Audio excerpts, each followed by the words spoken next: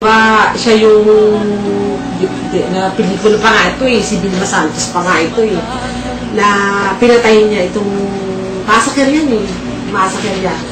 Tapos, parang gustong palabasin ng kamag-anak niya na ito ay may sira sa isip. No? So, kasi minadyan niya lahat yung pamilya ng babae, pero actually, this particular person stayed dito sa amin for mga ilang buwan din, mga 3 to 4 months. So, wala naman talaga nakita sa kanyang mental illness.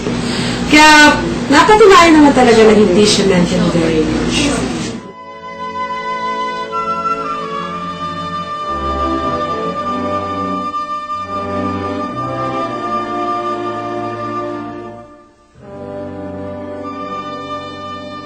Kriminal na wala sa sariling katinoan.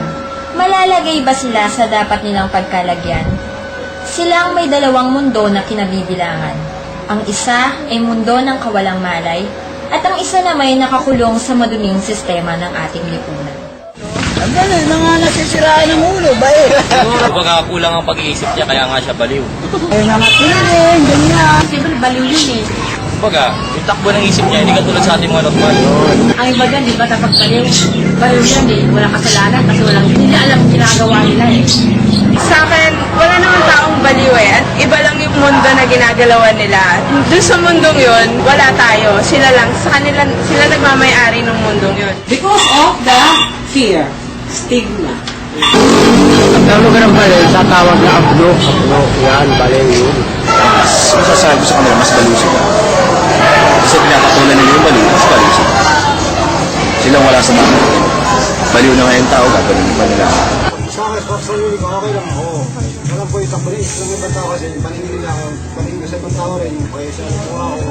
Hindi ko masabi kasi hindi ko talaga yung pag-bright sigla nila nagbabago.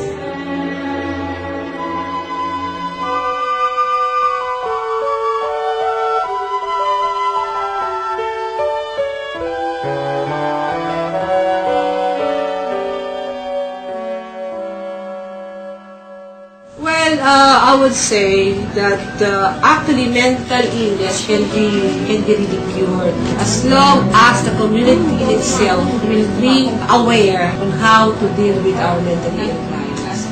Sometimes it's only important that you have to accept them as they are. Sa kalupitan ng tadhanang kanilang sinabi, ang maling pag-isga ng mga nakakalapit sa kanila, ang lalong nagpalukok sa kanilang kaawa-awang kalagayan. Respeto